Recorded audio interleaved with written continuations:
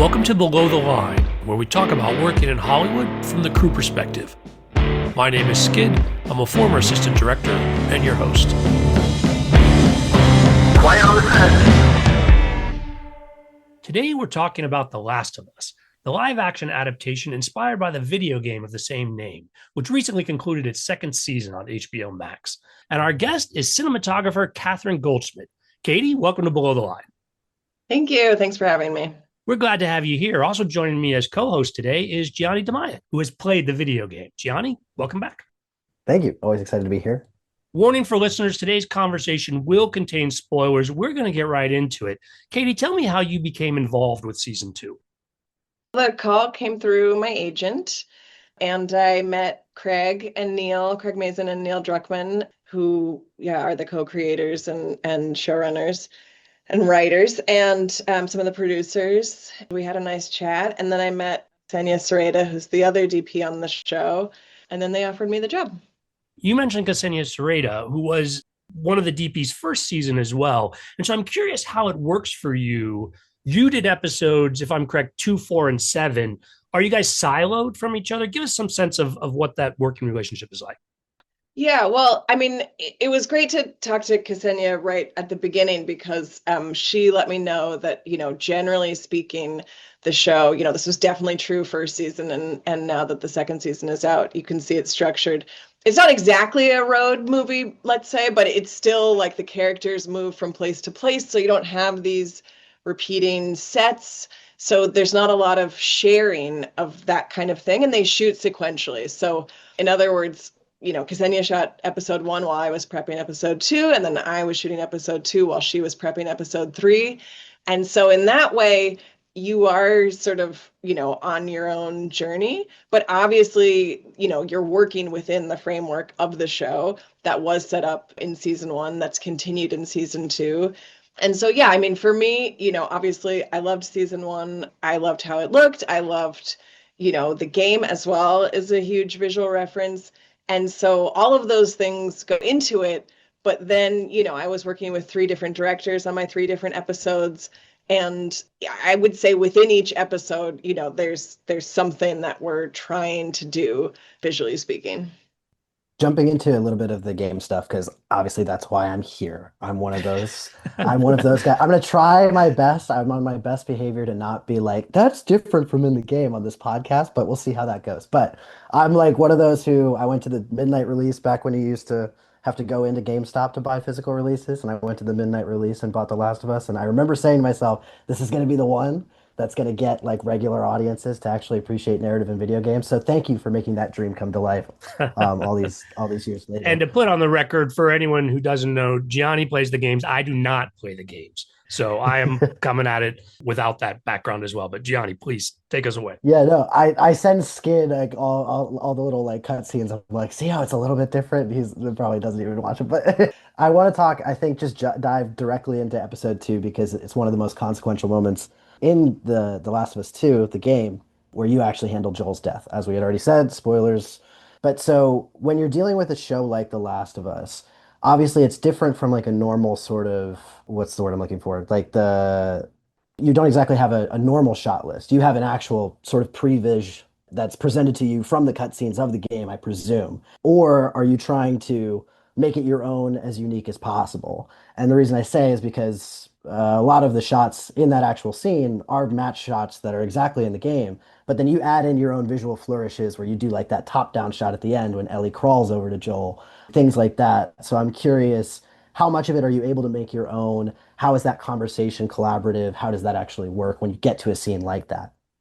To talk about Joel's death in particular, one of the first questions that Mark asked, aloud, and we sat down to watch the cutscene of, I guess not his death in particular, but just when they first get to the chalet and Abby pulls the gun on him and reveals who she is, and all of that in the game plays as one.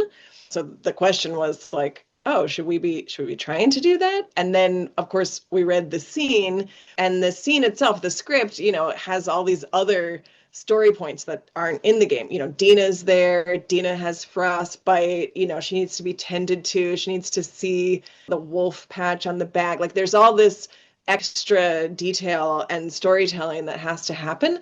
And so very quickly it just became, we can't do this in one, that's not how it's written.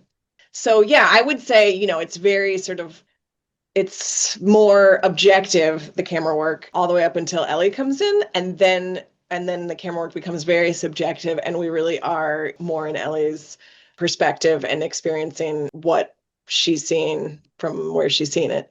Yeah, that top-down shot though, that idea came about because that location is a real location with these, giant, what do I want to say, two-story tall windows, which was kind of my own my own challenge with how to, as far as how to, like, we were shooting there for a week, and it's meant to be just one snowstormy afternoon. And of course, within the space of a week, we had sun, we had rain, we had snow, and those are south facing windows as well. So the sun is just constantly moving and streaming straight in. So anyway, side tangent, I had to sort of deal with all of that and control all of that.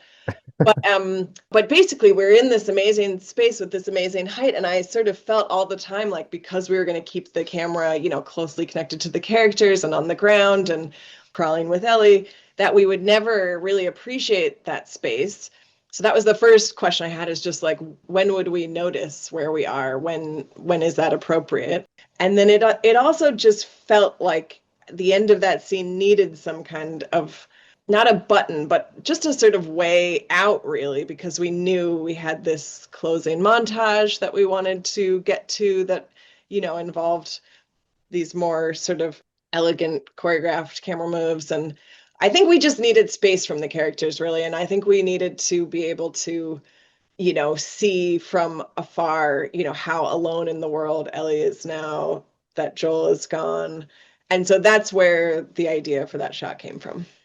Talking just because you mentioned something about the giant open windows and what a hazard it is to try to light under those circumstances and keep the light consistent. Were you Yeah. working heavily with the VFX team when you were trying to navigate that stuff, or is that all practical? Like you're trying very hard to put whatever tarps you need over it in order to make it look consistent.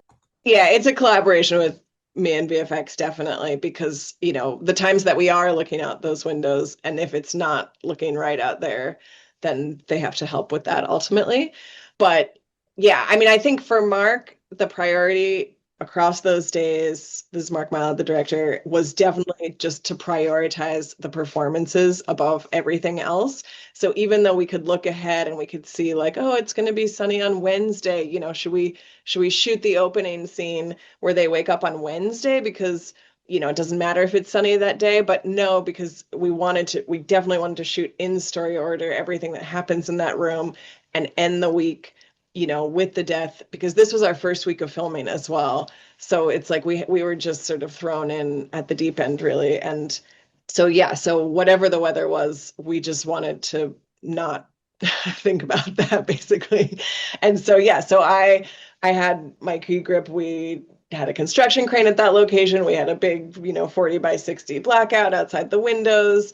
The production designer agreed to install all these blinds, basically, that I promised, we'd try to roll them up and they would be invisible because they obviously messed up the look of the place. But I just needed them for light control when we didn't see the windows.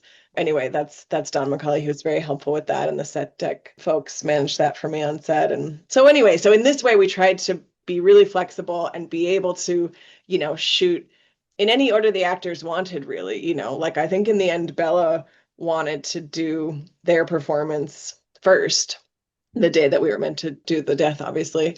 So we started with Bella. We just didn't want to be in that situation where it was like, oh, but the sun's over here, so now we really need to turn around. This was not the scene work to be doing that with. This is a question that Skid and I think rarely get the opportunity to ask something like this, but like Mark Mylod, obviously director, as you'd said, is no stranger to major character deaths on his shows, Yeah. if you just go back through some of his filmography. But I'm wondering, or just curious, do you feel the weight of those scenes? Is it more precious? Do you close the set? Is it that type of environment? Or are people just like cut and then laughing and joking and everything's all the same? Oh, I love that question. Because yeah, I think that is a big reason why I was so nervous about shooting that scene. It's just, yeah, it's such an emotional scene. It means so much for the show and for people watching the show. And what happens in the scene is actually incredibly disturbing and upsetting. So I think the way we approached it obviously is the rehearsal is fairly private. I'm there, the A camera operator is there, Mark is there, the AD is there, and the actors are there, and that's it.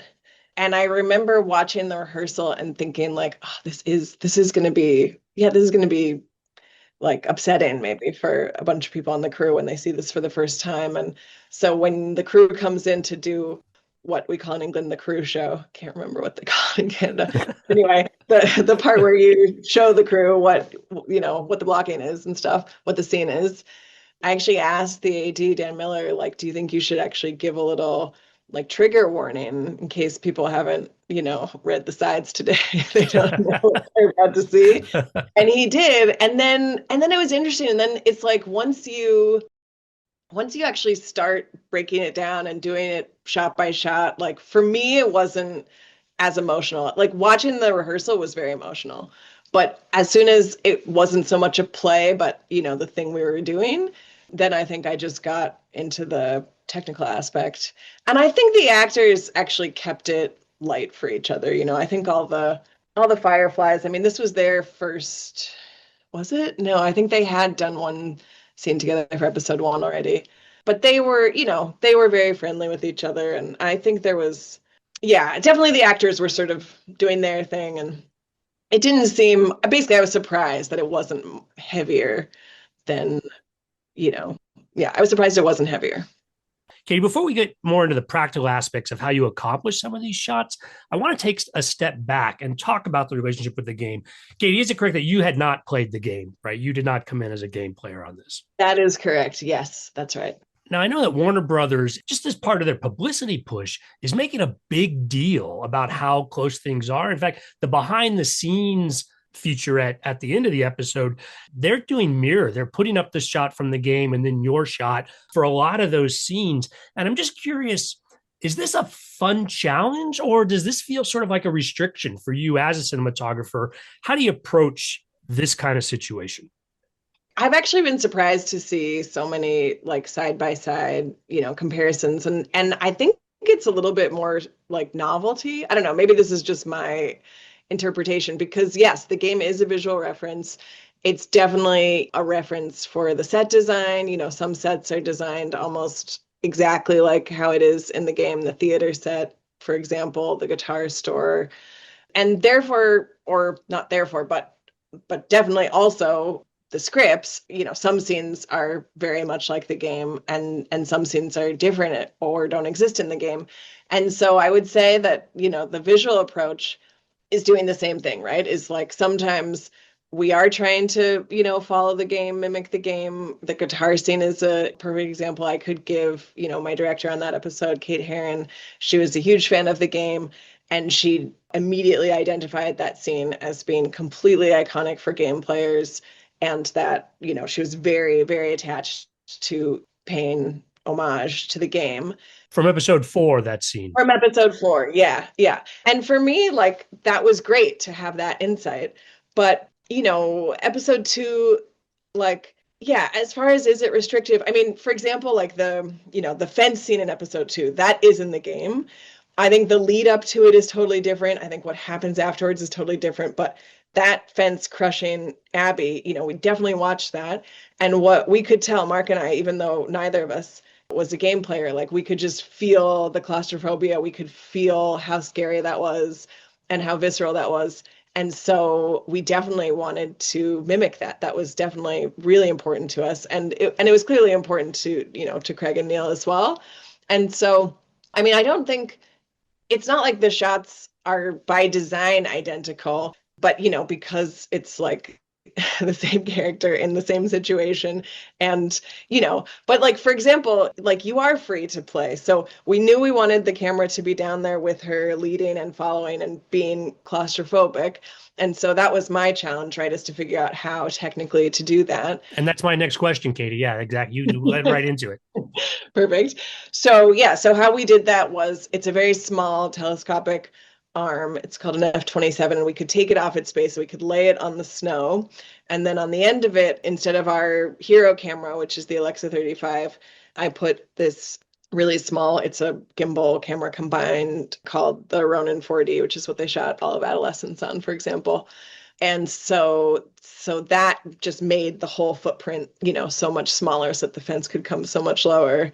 And that just, skated back and forth along the snow. But of course, I think it was like while we were resetting sometime, or like I think Mark was just like, oh, we should be crashing in, let's use it and crash into her. I don't think anything like that is actually in the game. So it's not like you're never locked into a thing. It's always what you think would be good, would be appropriate, would help elevate, the material.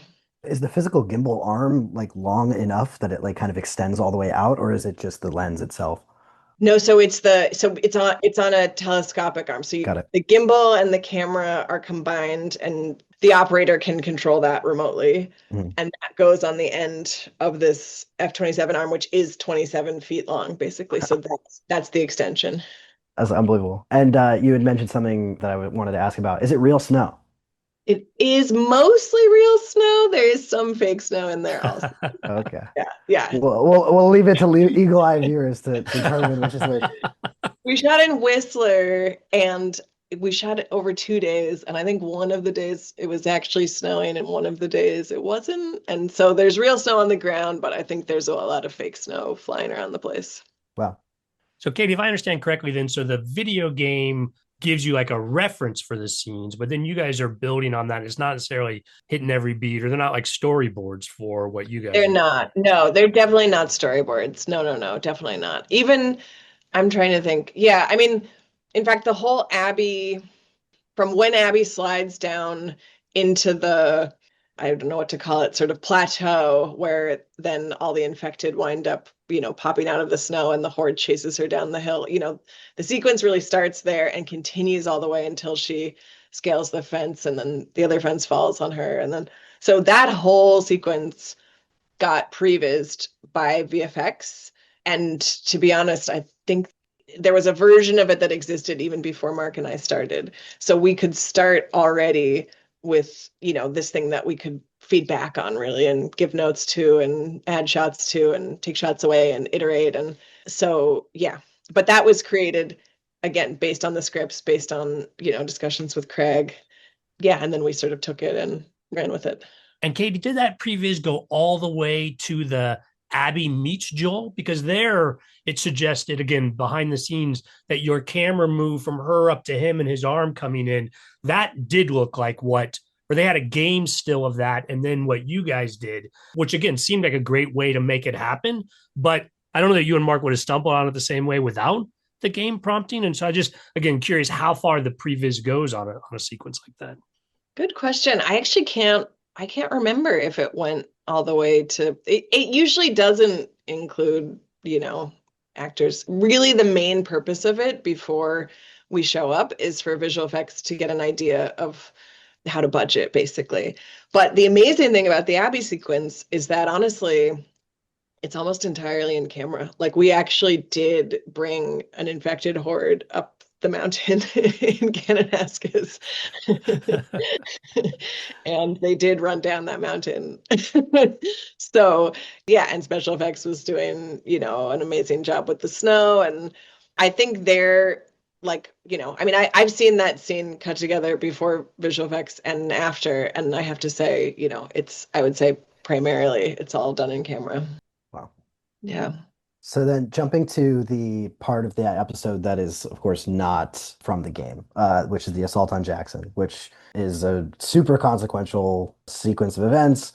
Obviously, a lot of different infected hordes, all that kind of stuff. I'm assuming that you had to work very heavily with the VFX team for a lot of that stuff. You get even a shot, which is like a moneymaker shot that I think you see in the trailer of Tommy holding the flamethrower to a bloater, and it's like just craziness. Can you talk us through some of that sequence? What are the challenges of something that large scale, and how long did it take, and all that kind of stuff? Oh God, how long did it take? Oh, I can't remember anymore. But basically it was the end of our block, and I think our block shot for 24 days. And then we had a second unit who worked, I think, 12 days. Mm. But actually, how many of those days were the battle? I feel like we were doing it for like 2 weeks or something. But yeah, so again, you're right. That is a very heavily VFX sequence. So again, previs. But yeah, I mean, I think, how that sequence works really is that we're really trying to root the audience as much as possible with Tommy and Maria. Like those are our sort of anchor points.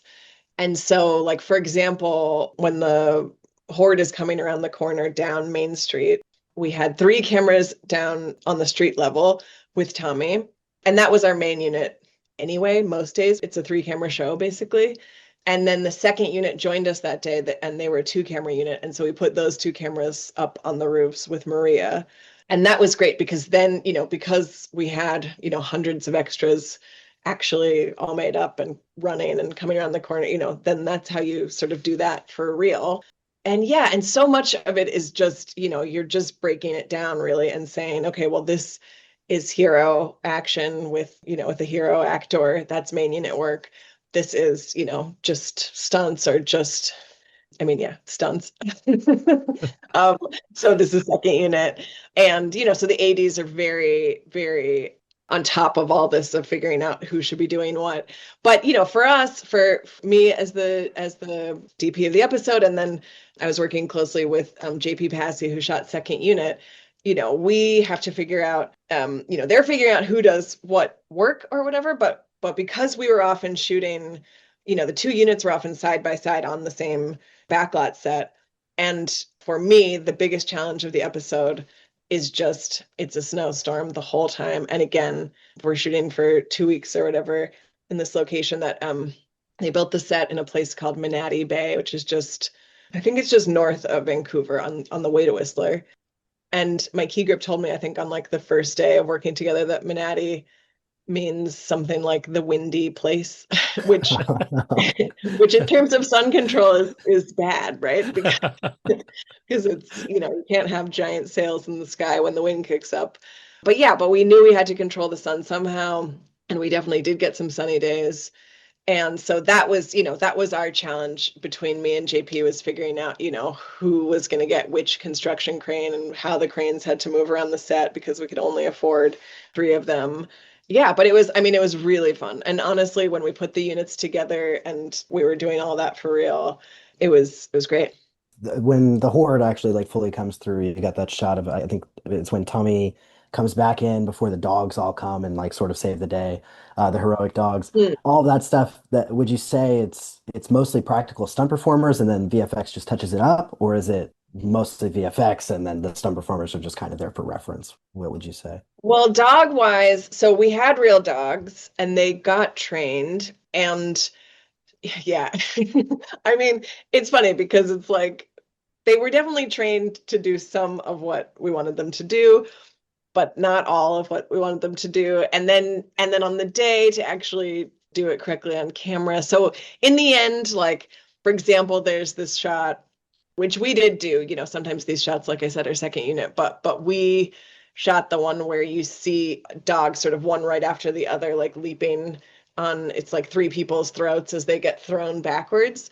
And how we approached that in the end was that it was three stunt people, they're on jerk rigs and they're just falling back. And then those are CG dogs who get put into that shot, for example. But every shot's a little different. So some shots have real dogs in and some shots have CG dogs.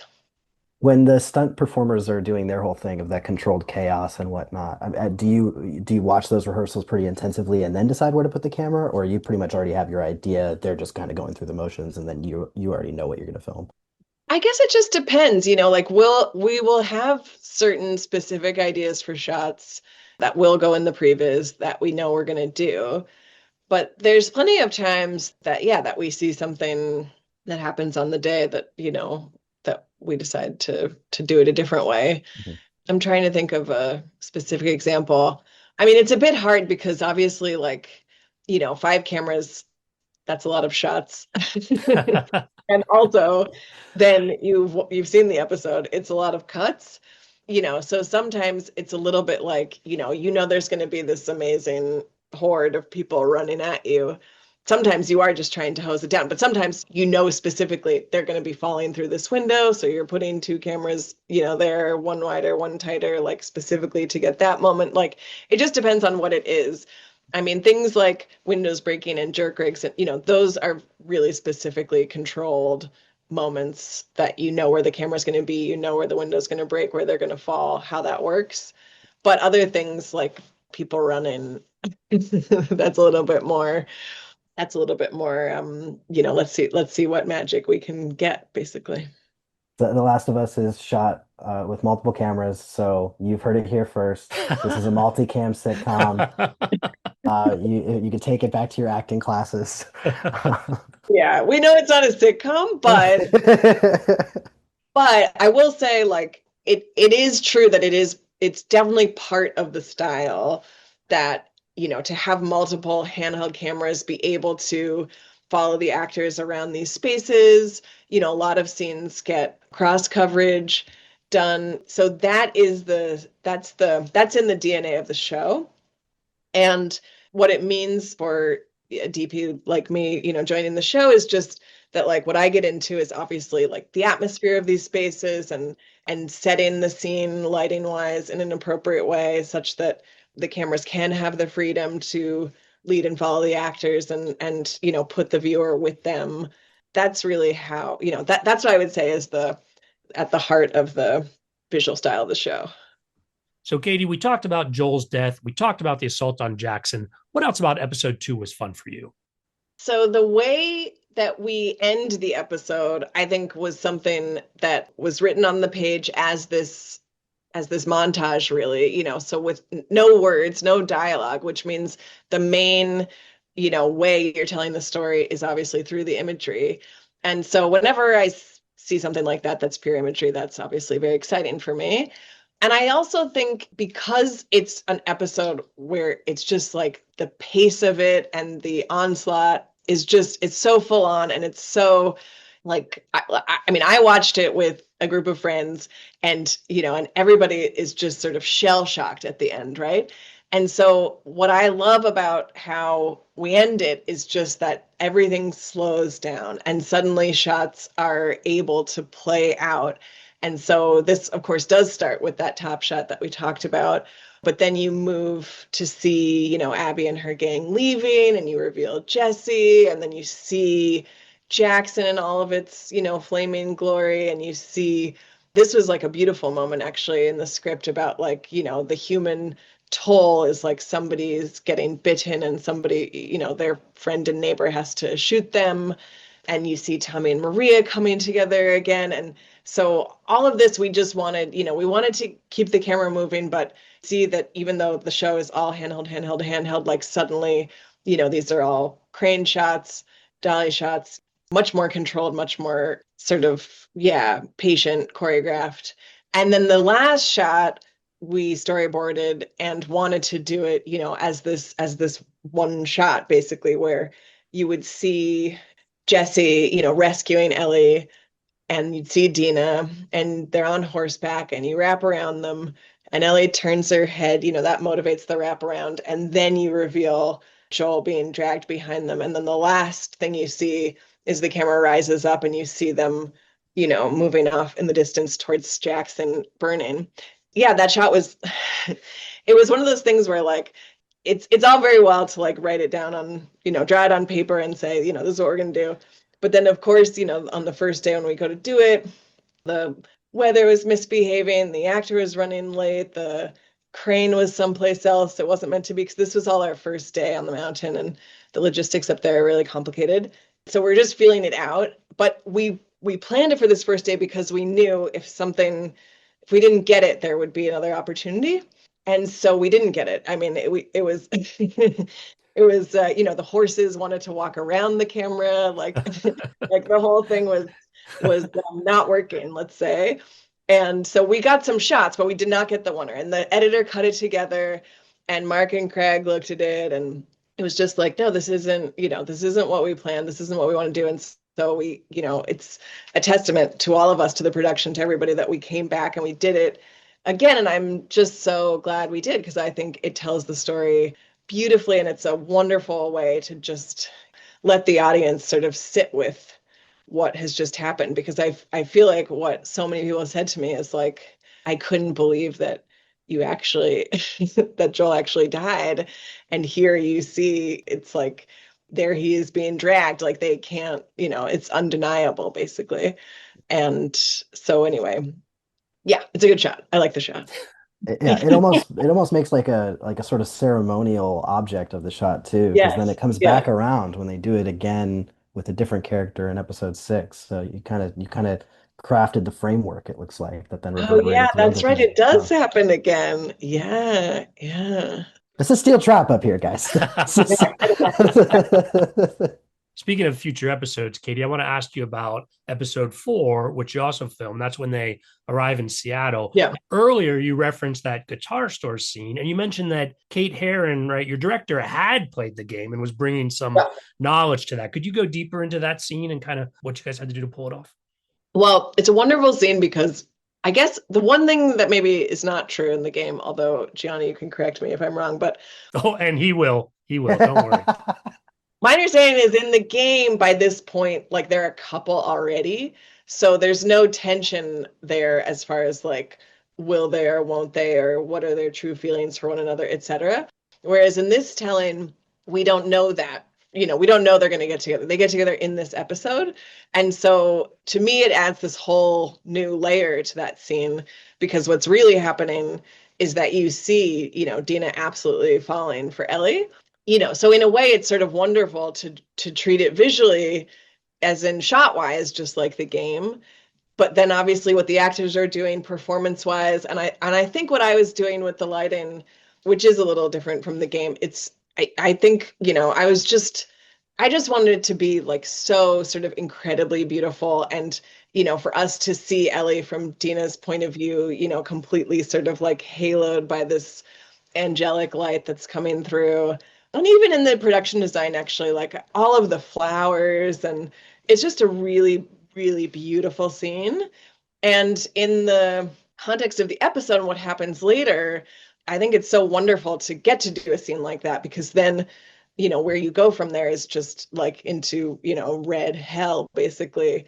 And so I love that contrast, and that those visual, dynamics are just so great to play with. And that was something that Craig talked about in my first interview with him, was like, there can be no darkness without the light, and really trying to keep that balance of light and shade. And I feel like episode 4 is like a perfectly balanced episode. I always describe it as like it's the ethereal sort of pocket dimension in this absolutely dystopian world. So it's funny that moment in the game is an optional moment, not just throwing it out there for anyone who didn't know and who plays the game. So you gotta be a real sicko to throw that one into the show, which I props to Kate Herron for wanting to do that, because it looks immaculate the way you've done it. I want to talk about, though, because you do something very interesting. You, I think, made an editor's life so easy in this scene directly following the music store scene, where you do this very subtle, uh, you introduce the music store through these extreme close-ups of like these little intricate things, these knobs and whatnot, and then expand it out until you really see that sort of ethereal space when she steps upstairs. And then where it narratively cuts is Dina essentially offers to make Ellie food, and then you cut to an extreme close-up of a stove lighting, which then introduces what turns out to be Isaac's interrogation scene, which is a super dark contrast, speaking Yeah. exactly to the sort of dichotomy that you're talking about, that juxtaposition between light and dark. Was that always, was that on the page, I guess I should ask? Or was that just something that you had sort of thought up in your head of, this is how I kind of want to introduce this and like make the audience guess at to what's happening? I think it must have been on the page. And Craig does write a lot of detail into the scripts, such that you can read the script and know a lot of times, where to put the camera and what details, need to be captured. So as far as like, yeah, all the details of the music store, I think that was, yeah, those are written in the script, and then the art department knows to put all those things in, and then to shoot all those things. So I think, yeah, the script is also referred to as the instructions. So you're definitely following those instructions.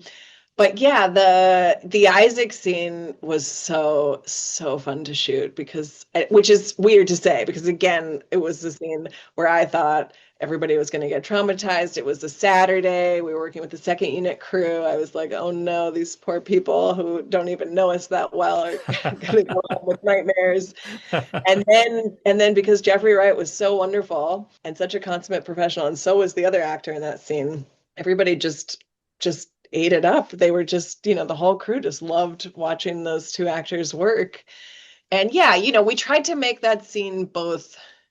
Obviously, it's darker in tone than the previous scene, but we didn't want to go too far, right? Because you set a torture scene in a kitchen, it can turn into Saw, right? If you're not careful. So there was definitely a balance we had to strike with, like, we didn't want to go into the horror territory at all. We definitely wanted to keep it, feeling more, yeah, more of our world, a little bit more grounded. And I guess the point in that scene, the way that scene develops is like, yeah, you don't actually know it's about torture until there's definitely like a reveal moment where you understand he's not going to cook. He's going to do something else. It struck me as a scene where usually, and you can correct me if I'm wrong, if this is not how you usually work, Catherine, but usually I think most cinematographers do a master and then get it into the sort of nitty-gritty into the close-ups. But it struck me as a scene that actually you probably just did Jeffrey Wright's coverage first because the scene likes to sort of reveal its things as it goes. Do I have that right, or did you guys just shoot the master and then just kind of keep it going with chemistry of the guys?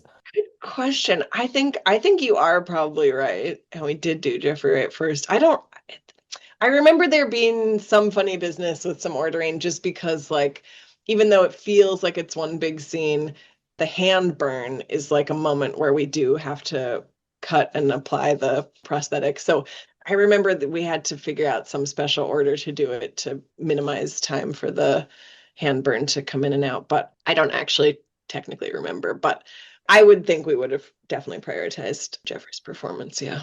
And the reveals keep coming in that scene too, because it ends with another reveal of the guy outside the door is the guy that Isaac had saved in 2018 from the truck bombing, which I thought was just a stroke of genius in the script. That's definitely in the script. But I think what wasn't originally scripted, I don't think, is that character would reoccur in episode 7. But we loved working with that actor so much. He was so good that I think that's why I brought him back because yeah, he was great. And suddenly it was like what he brought to the character, you wanted to see more of that character and see what, he was going to do. So Is it Ben Ehlers? Do I have that right? yes, and yeah, thank you. This episode also opens with the 2018 scene, right? Yeah. I thought that there was a shot inside the vehicle that looked like Jeffrey Wright's face was blocked. Yeah, that scene is another reveal. When he talks for the first time, that's when we want to notice him in the van, and we don't want to notice him before. So yeah, so he's got his head down, and we specifically sort of put him in a dark corner, such that, we could shoot the two talking, the guy talking and people listening, including Ben, across from him, and not notice Jeffrey's character until he speaks. Yeah, because as soon as I guess I see Jeffrey Wright in a HBO Max show, I go, "Oh yeah, I know, he's going to be around for a little." Yeah, and you get distracted. Like you're just like, oh, well, the scene's going to be about him, but you want the audience to be absorbed in this crazy monologue story that Josh Peck is telling at the start of the episode, and meet. And these are all new characters, right? And this is a new place, and you don't know where you are, so you just want everybody to be absorbing that, And then when Jeffrey Wright's character speaks, what he's speaking to is actually the question that the audience will have had because, I was watching it with a friend or no, I think it was my dad actually. And my dad was like, who are voters? And I'm like, just watch the scene. Like, Jeffrey Wright's going to tell you, but. Well, Skid, you might not know this, but Jeffrey Wright actually reprises his role from the game. It's actually a I role did that he know originated. this. I didn't know that. Oh wow, that's great. Yeah, That's yeah. great. So Yeah. it's very fun to pick into Isaac a bit. Can we talk a bit about the subway scene? Just because obviously that's another super intense action sequence, but totally different from the sequence that you saw in Jackson. This one is a much more confined space. Were you still able to have multicam for this type of sequence, or is it just too tight and you just got to find other ways to do it? Good question. Good question. So yeah, so the subway car sequence was so fun to plan and execute. And the production designer, Don McCauley, built this incredible set down the length of this building that used to be, I think, a printing press or something like that. So it was a long, thin, very tall, tiled building that he just, he literally brought train cars into this building and put them there. So we definitely had to figure out how to light the space before those train cars came in, because the whole thing was a hot set, basically. And yeah, filled it with rubble and anyway, so yeah, and obviously when they first discover the space, they're just coming in with their flashlights. You're meant to see it all that way, basically. And then the soldiers come in and they light the place up with these red flares.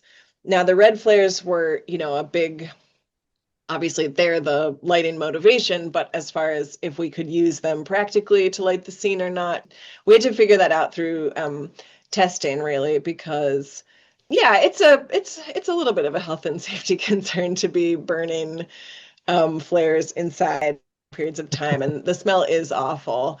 And so we knew we needed to have some other ways of doing that.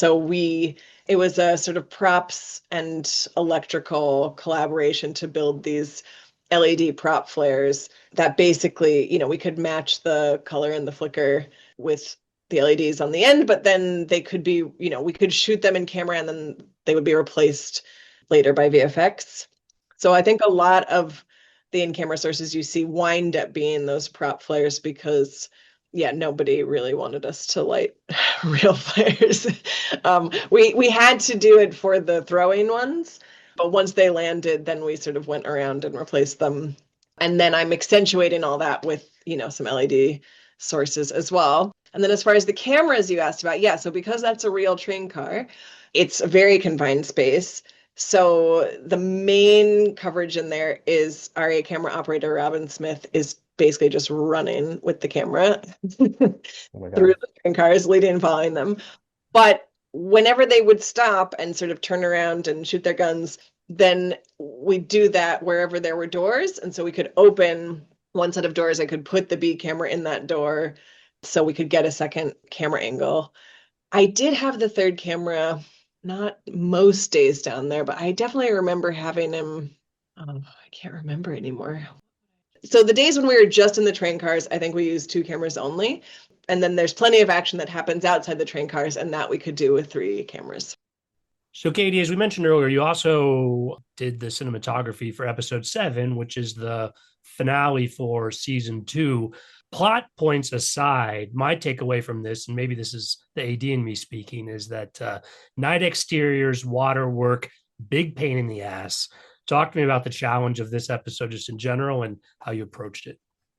Yeah, I think you're right. The challenges were definitely, how to approach all the different water work. And in the end, I can say we sort of did it all the ways. So yeah, some of the water work is practical in a tank.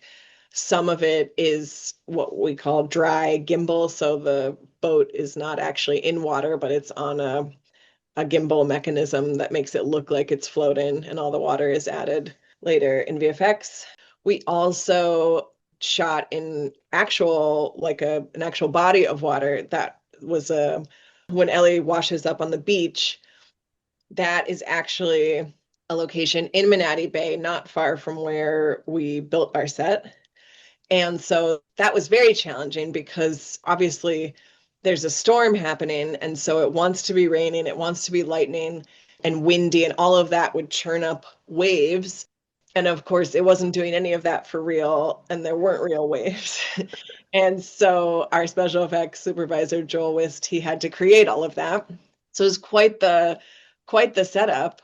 But yes, so fun to figure out where his barge would be with all of his, fans and wind machines and wave makers, and then where my lighting barges would be and where the camera barge would be, and how we would safely be able to get Ellie in the water, get her out of the water, like not have Bella, I should say, like, freeze. So yeah, so it was definitely there are lots of logistics. We have a child in that scene on the beach as well. Oh, right. Oh my God. Their tides were wondering, not wondering, we knew exactly what the tides were going to do. And so we had to plan our shots exactly for when we had more beach versus less beach. So yeah, that night in particular was very, very challenging to plan. But yeah, it was also so fun, such a pleasure. So it was all night shoots for that stuff. There's none of it that was day for night. Oh no, no day for night. Yeah, that's Wow. that's all night for night. It has to be night for night because to get the lighting interactivity, I mean, yeah, I don't know a way to do that in the daytime. So it was definitely all night for night. Yeah. What's impressive because these days, whenever I see something that's shot at night that I can actually see, I'm always like, oh, it's got to be day for night because there's just no way they could light it like that. So props to you guys because you did an amazing job. Like you can see everything. Thank you. Thank you for saying that. We have to talk about how you end the episode because obviously it's a major cliffhanger, but it's exactly the same as the cliffhanger that's sort of in the dead center of The Last of Us 2, the game. The shot for shot comparisons are out on the interwebs. Everybody can see them, but it is very, very uncannily accurate. Was this also one of those examples where the previs is just like you and director Nina Lopez Corrado just you didn't want to touch it. You were just like, it's what it is. Jesse's gonna die like this. Ellie's gonna cower in the corner of the bar. It's gonna be just like that. Yeah, so I mean, there's no previs for a scene like that because that's a performance-led scene and no visual effects. But yes, the shot where Jesse dies, we watched it many times, and Craig mentioned it many times because I think, yeah, what I remember him telling us was he felt the shock that you feel when Jesse dies because of that shot, because that shot is just it's just behind them, it's just following them, and it doesn't you can see the camera's like surprised that he just sort of falls out of frame, and it happens in a moment. And so yeah, the set was designed to accommodate that shot, so that shot was very important. So Mm. we knew we were mimicking that. And I think, yeah, the set design is, yeah, I think we talked about the theater is basically, I think, recreating the game. But yeah, apart from that one specific shot, I think we're just, the actors are, Just naturally giving that. yeah, I think so. And so yeah, I'm not sure what else to say about that. But it wasn't, apart from the Jesse shot, that was the main, that's where I remember feeling like, oh, this moment needs to be like this, but everything else was sort of natural. I'll ask a question that you're probably not allowed to answer, and it's okay if you say that you're not allowed to answer, but there's obviously more to this scene. Did you shoot any more to this scene that is not in the final cut? We no, I mean, we shot what you see. Yeah, what you Got see it. is what we shot. Yeah.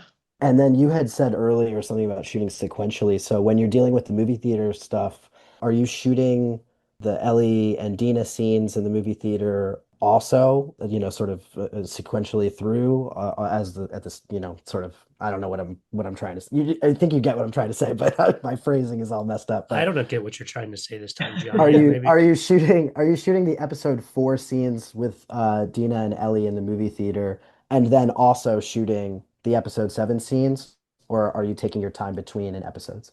Yeah, because each episode is with a different director, and so the way that it works is you prep with that director and then you shoot with that director, and all the days, yeah, the entire episode is scheduled as one block. So yeah, the theater set was built for episode 4, but it stayed standing because it does appear in episode 5 and it appears in episode 7. So that was literally our only sort of standing set that went across multiple episodes. But I think Kate Herron did come back during our episode 7 block shooting just for, you know what it was? I think it was when they come out of the subway and they see the theater across the street and they run across the street, and this is the moment where Dina is obviously thinking like, oh God, she's been bitten and now I have to kill her. That little connective tissue that was on a backlot and somehow got paired with other work that had to push. I can't remember why it all went later, but it went later, and Kate came back to do that. But it wasn't, I think we shot everything in the theater. Last question I have about the theater, because there's the sort of front of theater and then obviously the theater itself. Are they two different sets or are they actually the one seamless set?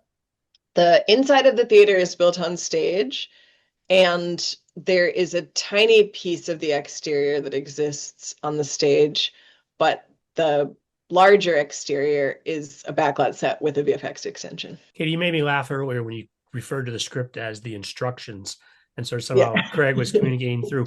Do the scripts notate when a scene is meant to draw visually from the game, or is that something that just comes up as you're doing the breakdown and going? It just comes up in conversation.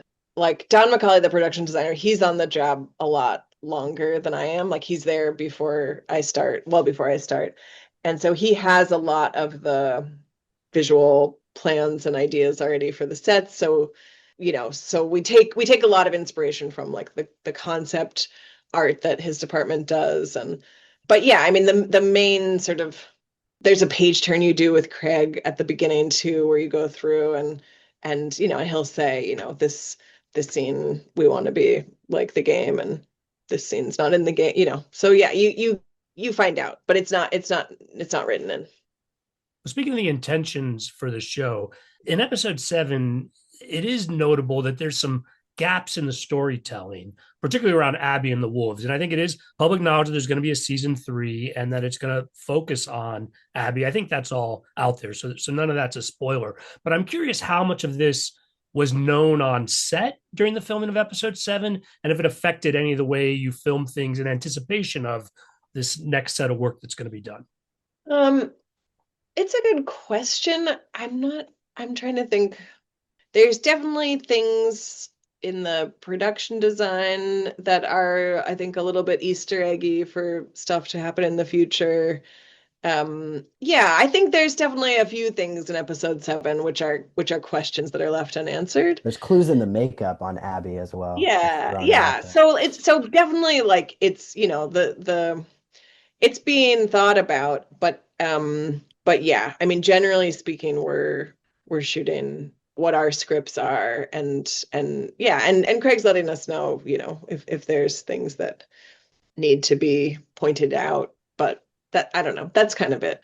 And our efforts to be a scoop show are once again stymied. Thank you, Katie. That's it's always trying to get that scoop on season 3. Are you going back for season 3, Katie? Do you know how it's going to unfold? No, I honestly don't know. We will have to see how it unfolds. If you do, we're going to want you to come back here. Where else can we see your work? What's next for you?